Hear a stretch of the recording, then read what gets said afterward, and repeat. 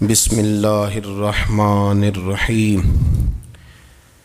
قل للمؤمنین یغضوا من ابصارہم صدق اللہ العظیم وصدق رسولہ النبی الکریم ونحن علی ذلک لمن الشاہدین والشاکرین والحمد للہ رب العالمین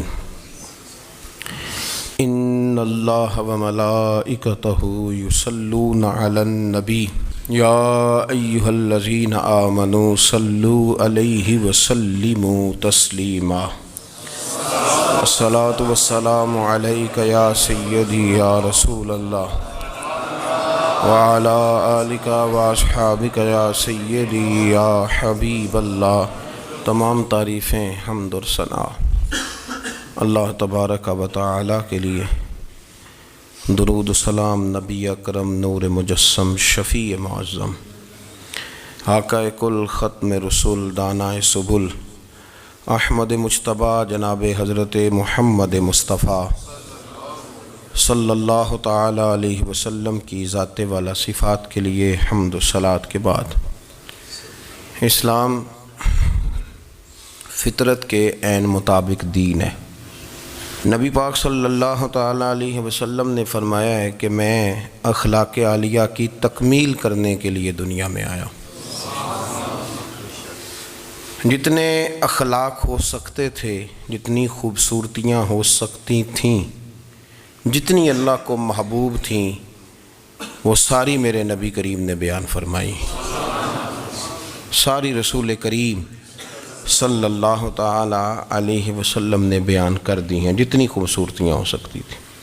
کچھ لوگ ایسے ہوتے ہیں جو بیچارے بائی نیچر ہی کچھ پریشانیوں کا شکار ہوتے ہیں، اور قرآن مجید نے جو ارشاد فرمایا نا کہ کچھ لوگ نفس کی خواہش کو اپنا خدا بنا لیتے ہیں، تو وہ بلا وجہ بھی بہت ساری باتیں کرتے ہیں جن کا کوئی وجود نہیں ہوتا۔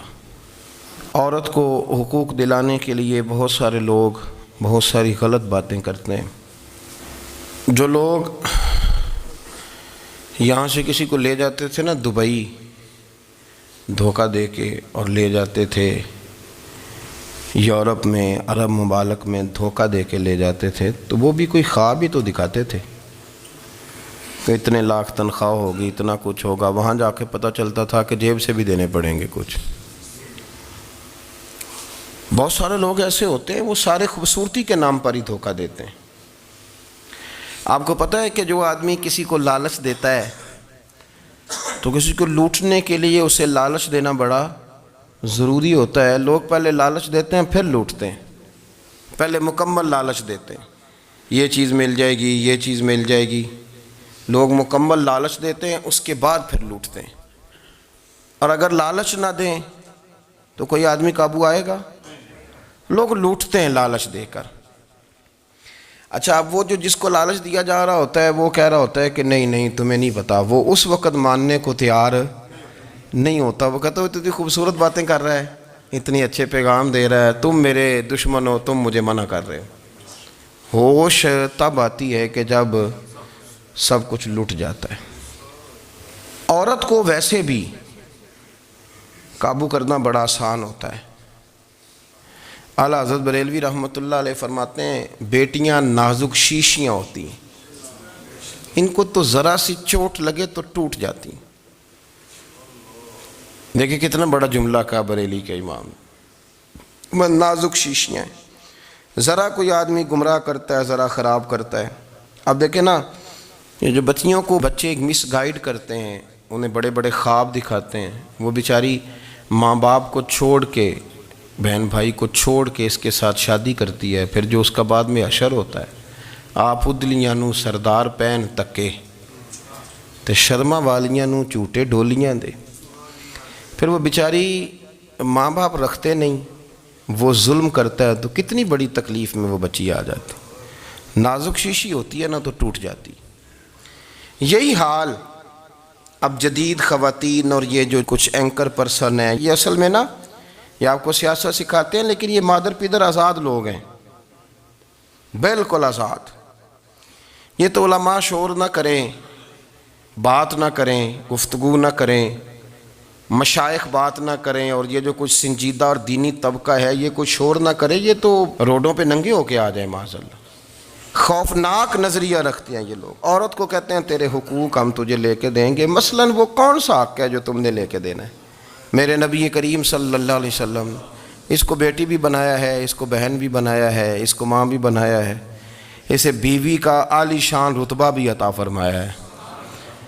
اور چونکہ بیٹی کا بھی حق بڑا بیان کیا جاتا ہے، بہن کا بھی، ماں کا بھی، اور بیوی کے معاملے میں لوگ سمجھتے ہیں کہ زیادہ بات نہیں کرنی چاہیے، شاید مسئلہ خراب ہو جائے۔ حالانکہ نبی پاک صلی اللہ تعالیٰ علیہ وسلم نے بیوی کے بارے میں پتہ کیا فرمایا؟ فرمایا جب تم نکاح کر لیتے ہو تو اپنا ایمان محفوظ کر لیتے ہو۔ اب میں اس کی شرح نہیں کرتا، اب خود کر لیجئے گا کہ وہ ایک ایسی شخصیت ہوتی ہے کہ جس کی موجودگی میں آپ کا ایمان محفوظ ہے۔ اب میں نہیں سمجھتا کہ اس سے بڑی بات کوئی اور ہو سکتی ہے، جس کی موجودگی میں آپ کا ایمان، اور بھئی یہ حدیث پاک عرض کر رہا ہوں، نکاح جب کوئی کر لے تو اس نے اپنا ایمان مکمل کر لیا۔ اس کا معنی یہ ہوا کہ آپ کا ایمان محفوظ ہے اس کی موجودگی میں، تو اس سے زیادہ بھی، یعنی ایمان سب سے قیمتی چیز ہے نا، تو اس کے محفوظ ہونے کی وجہ حضور نے نکاح بیان کر دی۔ اب میرا خیال ہے بیوی اگر کوئی اس سے بڑا حقوق مانگے گی تو بے وقوفی کرے گی۔ اتنا بڑا درجہ نبی کریم نے اسے عطا کر دیا، اتنا بڑا مقام دے دیا کہ تو خاوند کے ایمان کے محفوظ ہونے کا ذریعہ بن گئی ہے۔ عورت کو جو حقوق رسول کریم صلی اللہ تعالیٰ علیہ وسلم نے عطا فرمائے، نبی پاک نے جو حقوق دیے، دیکھیں نا، حضرت عبداللہ ابن عمر رضی اللہ تعالیٰ عنہ کی اہلیہ بیمار تھی، تو جلدی جلدی سے وہ آئے، تو جب بہت جلدی ہو، سفر بڑا شدید تھا، تو آپ نے جلدی سے نماز ادا کی، جلدی سے چلے۔ آپ کے خادم کہنے لگے حضور خیریت ہے؟ فرمایا میری بیوی بیمار ہے۔ تو اس نے عرض کی حضور آپ کی اہلیہ بیمار ہے، تو آپ نے نماز بھی جلدی سے پڑھی، سفر بھی جلدی جلدی کیا۔ تو فرمانے لگے یہ وہ چیزیں ہیں جو ہمیں مدینے والے رسول نے سکھائی۔ آپ اس کیفیات کو سمجھیں کہ حضور صلی اللہ علیہ وسلم نے درس دیا۔ اور پھر ایک اور بہت بڑی بات، یہ فضیلت کسی اور کو نہیں دی، جو عورت کو حضور نے فضیلت دی، یہ فضیلت کسی اور کو نہیں دی۔ کبھی حضور نے فرمایا کہ تمہارا ابا تمہارے ساتھ بہت سخت رویہ کرے تو تم نے اس کو اس سختی پر داد دینی ہے؟ فرمایا چلو اگر وہ زیادتی بھی کرے تو تم نے اس کے ساتھ سلوک اچھا ہی کرنا ہے۔ لیکن آپ ایک بات کو سمجھے نا کہ بچے کے بارے میں، بیٹے کے بارے میں، بیٹی کے بارے میں فرمایا 10 سال کے ہو کے نماز نہ پڑھیں تو سختی کرو، تمہارا ڈنڈا بھی لٹکنا چاہیے۔ بہت ساری جگہوں پہ بہت سارے لوگوں کے لیے سختی کا حکم دیا، لیکن عورت کے لیے حضور نے جو جملے کہے، اصل میں ہم سمجھتے ہیں کہ یہ ایک بات ہے، مشہور ہو گئی ہے روایت حدیث، تو بس اس کے پس منظر پر اور جملوں کے حسن پر شاید معاذ اللہ غور کرنے کی ضرورت نہیں۔ ذرا اس لفظ کی تاثیر پر غور کریں۔ حضور نے فرمایا عورت ٹیڑھی پسلی سے پیدا کی گئی ہے، یہ ٹیڑھی ہے، اس کو سیدھا کرنے کی کوشش کرو گے تو ٹوٹ جائے گی۔ تو حضور پھر ہمارے لیے حکم کیا ہے؟ فرمایا جیسی ہے تم اسی کے ساتھ نبھا کرو۔ آپ سمجھیں کہ اتنا محفوظ حضور نے درجہ دے دیا بی بی کو، اتنا محفوظ کہ فرمایا غلطی بھی ہو تو میرے غلاموں تم اس کے ساتھ نبھا کرو، گزارا کر لو۔ کو کیا اور حق چاہیے عورت کو، جس کو اس کی غلطیوں سمیت نبی پاک نے قبول کرنے کا حکم دے دی کہ اس کی کمزوریوں سمیت قبول کر لو۔ اب اس کو اور کیا، کوئی کمزوریوں سمیت قبول کرتا ہے؟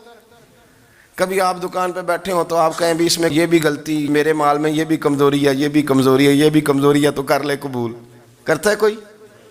کوئی شخص ایسا ہو جو کسی چیز کی کمزوریاں بیان کر کے کہ اسے قبول کرو؟ پر رسول کریم صلی اللہ تعالیٰ علیہ وسلم نے نا ہمیں سبق دیا، حضور نے ہمیں درس دیا، نبی پاک نے ہمیں پیغام دیا۔ فرمایا یہ ٹیڑھی ہے، سیدھی کرنے کی کوشش کرو گے تو بیچاری ٹوٹ جائے گی، تو اس کے ساتھ نبھا کر جاؤ۔ آپ میری بات کو سمجھیے گا۔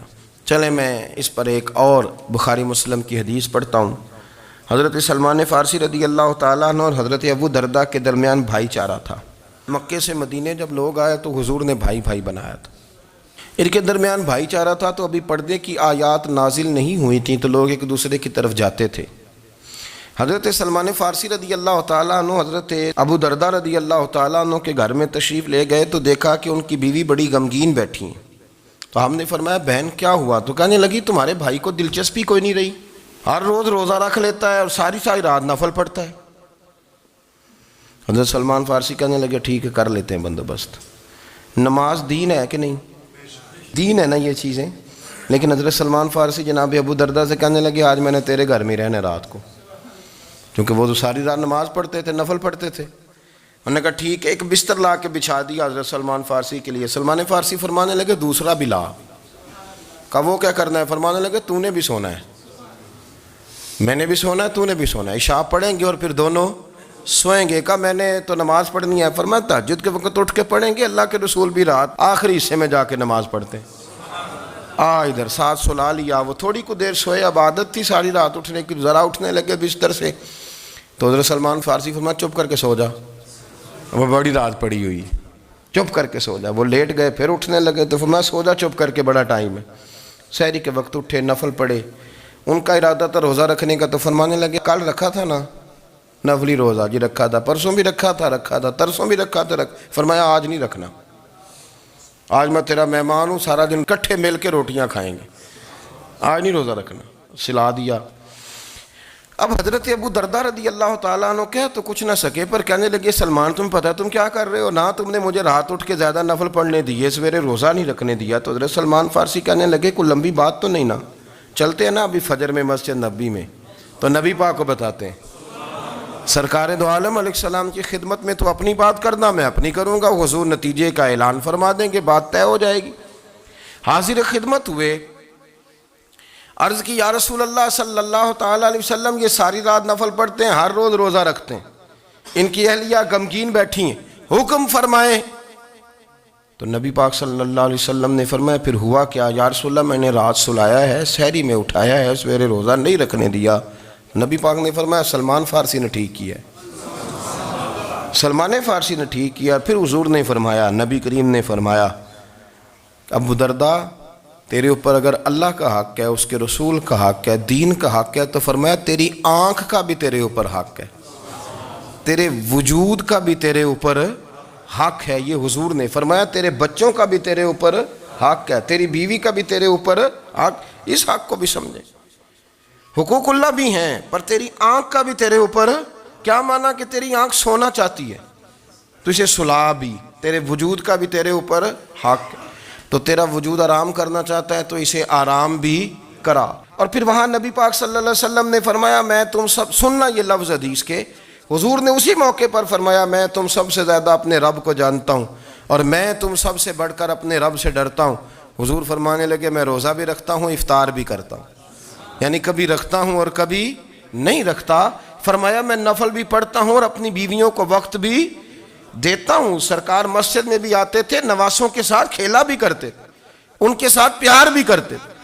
تو اتنے بڑے حقوق حضور نے بیان فرمائے عورتوں کے کہ تمہاری بیوی کا بھی تمہارے اوپر۔ لو ایک حدیث بخاری کی اور یہاں بیان کر دیتا ہوں۔ ایک شخص نے آ کے عرض کی یا رسول اللہ صلی اللہ تعالیٰ علیہ وسلم جہاد کے لیے تیاری ہو گئی ہے، صفیں بن رہی ہیں، مجاہدین کی تیاری ہے، تو میرا بھی نام لکھ دیا گیا ہے مجاہدوں کی لسٹ میں، لیکن یا رسول اللہ صلی اللہ تعالیٰ علیہ وسلم میری بیوی نے حج کی تیاری کر لی ہے اور میرے دوستوں نے، صحابہ نے میرا نام مجاہدین کی لسٹ میں لکھ دیا، تو میرے لیے کیا حکم ہے؟ یہ بخاری مسلم ہے۔ تو نبی پاک صلی اللہ تعالیٰ علیہ وسلم نے فرمایا جہاد پہ کوئی اور چلا جائے گا تو بیوی کے ساتھ حج کرنے جا، اسے محرم کی ضرورت ہے، وہ تیرے بغیر کیسے جائے گی؟ مجاہدین کو تو اور مجاہد مل جائے گا، پر تو اپنی بیوی کے ساتھ جانا۔ نبی پاک صلی اللہ علیہ وسلم نے مرد کو محافظ بنایا ہے، عورت کو مرد کا قیدی نہیں بنایا، بلکہ عورت کو حفاظت عطا کی اور مرد کو اس کا محافظ بنایا۔ اب بچیاں آزاد ہونا چاہتی ہیں، اور آزادی بھی وہ والی کہ جو بنیادی طور پر آزادی نہیں، فحاشی ہے۔ میں نے بہت پہلے کہا ہے کہ اسلام بیٹیوں کو قیمتی سمجھتا ہے۔ جس بندے کے پاس 20 تولے سونا ہو وہ چوک میں لے کے نہیں آتا، وہ قیمتی چیز ہے، اس نے چھپا کے رکھی ہوتی ہے۔ تو جو نبی پاک صلی اللہ علیہ وسلم کا کلمہ پڑھنے والے بیویاں، اسلام انہیں قیمتی سمجھتا ہے، کہتا ہے کہ تم قیمتی ہو لہذا گھر کے اندر رہو، تم باہر نہ ہو۔ لیکن عورتیں ہیں کہ ان کو بلا وجہ لوگ خراب کر دیتے ہیں اور بلا وجہ وہ اس مغالطے کا شکار ہو جاتی ہیں۔ اب آگے بڑھتے ہیں۔ قرآن مجید نے سورہ نور کی آیت نمبر 30 میں کہا کہ کل للمؤمنین یغضوا من ابصارہم، فرمایا کہ اے محبوب علیہ السلام مومن مردوں سے کہہ دو کہ اپنی نظریں جھکا کے رکھیں، اپنی نظریں۔ اور اگلی آیت میں فرمایا وَقُلْ لِلْمُؤْمِنَاتِ يَغْضُضْنَ مِنْ أَبْصَارِهِنَّ، فرمایا کہ اے محبوب مومن عورتوں سے بھی کہہ دو کہ اپنی نظریں جھکا۔ مرد بھی اپنی نظر جھکا کے رکھے گا عورت کی طرف، لیکن یہ ساری پابندی صرف مرد پر نہیں، عورت بھی غیر محرم کا چہرہ نہیں دیکھے گی، اس پر بھی اسی طرح نظر جھکانے کا حکم ہے، جس طرح کہ وہ ہر دکاندار کو بھائی جان کہہ کے گفتگو کرنے کی اس کو بھی اجازت نہیں ہے کہ وہ سمجھے کہ پابندی تو مرد نے کرنی تھی، میں نے تھوڑی کرنی تھی۔ وہ جس کے پاس جائے، جہاں بھی جائے، ڈاکٹر کے پاس جائے، باہر جائے، تو وہ جس طرح مرضی اس کا دل چاہے وہ بات چیت کرے، اس کی عورت کو بھی اجازت اسلام نہیں دیتا۔ بنیادی طور پہ اسلام شرم و حیا کا دین ہے، حیا کی بات کرتا ہے۔ حیا کی جب ہم تعریف کرتے ہیں تو حیا کی تعریف یہ ہے کہ کوئی کبھی چیز دیکھ کے نا تو آپ کی طبیعت میں کراہت محسوس ہو، آپ کوئی غلط جملہ منہ سے نکالتے ہوئے ذرا جھجکیں، آپ کوئی غلط بات کرتے ہوئے تھوڑا بوجھ محسوس کریں۔ ہمارے ہاں تیزی سے فروغ پایا ہے بے حیائی نے، سنگیوں کی محفلیں، یاروں کی محفلیں، اس میں غلیظ گفتگو ہوتی ہے الا ماشاء اللہ۔ جن دوستوں کو بڑی پاک صاف گفتگو کرنی چاہیے، دوستی کا رشتہ بڑا مقدس رشتہ ہے، جو یہاں ایک دوسرے سے پیار کریں گے جنت میں بھی اکٹھے داخل کیے جائیں گے۔ شرط یہ ہے کہ پیار اللہ رسول کی رضا کے لیے ہو، لیکن اس کے اندر اگر آپ کی گفتگو کچی ہو، کمزور ہو، فحاشی والی ہو، عریانی والی ہو، وہ ہمارے ہاں تو اب اس کو لوگ فیشن سمجھتے ہیں، اس کو مردانگی کی علامت سمجھتے ہیں کہ وہ جی ساری باتیں جی وہاں ہو گئیں، اور جس کا جو جی چاہا اس نے کہا۔ آپ جب حیا کے دائرے میں ہوتے ہیں تو آپ خود بھی سکون محسوس کرتے ہیں۔ دیکھیں نا، آپ کو نیند سکون سے کہاں آتی ہے؟ جہاں کمرہ بند ہو، چاروں جانب دیوار ہے، اوپر چھت ہے، خالی دروازہ بھی کھلا ہوا ہونا تو جب بندہ سکون لینا چاہتا ہے تو کہتا ہے یار ذرا دروازہ ذرا بند کر دو۔ وہ اچھی طرح اپنے آپ کو چھپا لیتا ہے نا حیا کے پردے میں، تو اللہ اسے سکون عطا کرتا ہے۔ اور جو اس سے بھی زیادہ ٹھنڈی نیند میں جانا چاہتا ہے وہ کہتا ہے لائٹ بھی بند کر دو۔ اب وہ مکمل طور پہ سمجھتا ہے کہ میں چاروں جانب سے چھپ گیا ہوں، اگر میں کھل کے بھی سو جاؤں گا تو میرا چونکہ پردہ قائم ہے تو مجھے کوئی دشواری نہیں ہوگی۔ آپ جب چھپ جاتے ہیں، جب آپ حیا کے اندر سمٹ جاتے ہیں، جب آپ چادر کے اندر آ جاتے ہیں تو آپ بہت ساری جگہوں پہ آسانی محسوس کرتے ہیں۔ تو حیا تو آپ کو سکون دیتی ہے، حیا تو دل کو راحت دیتی ہے۔ میں بڑی ذمہ داری سے بات عرض کرتا ہوں، قرآن مجید نے نا ایک مقام پہ مذاق کو، ایک مزاح ہوتا ہے خوش طبی، وہ نہیں، مذاق اڑانا،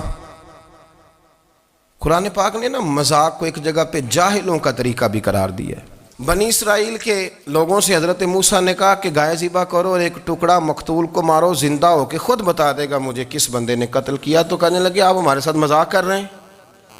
تو قرآن مجید کہتا ہے کہ حضرت سیدنا موسیٰ علیہ السلام فرمانے لگے اعوذ باللہ ان اکون من الجاہلین، فرمانے لگے میں اللہ کی پناہ مانگتا ہوں کہ میں جاہلوں میں سے ہو جاؤں۔ یہ مذاق کرنا تو جاہلوں کا طریقہ ہے۔ اگر آپ کی زبان سے بے حیائی کا جملہ نکل گیا، اگر آپ کی زبان سے بے حیائی کا جملہ نکل گیا، آپ نے کہہ دیا کہ ہم آزاد لوگ ہیں، جو مرضی کریں گے، جو مرضی کہیں گے، جو ہمارا دل میں آئے گا کریں گے، تو پھر تو لوگ آپ کا وہ حشر کریں گے کہ آپ سے برداشت ہی نہیں ہوگا۔ جس کا لوگ مذاق بنا لیتے ہیں اور جو مذاق بن جاتا ہے پھر اسے کچھ جینے دیتا ہے۔ آپ حیا کی چادر میں چھپیں گے تو بچیں گے۔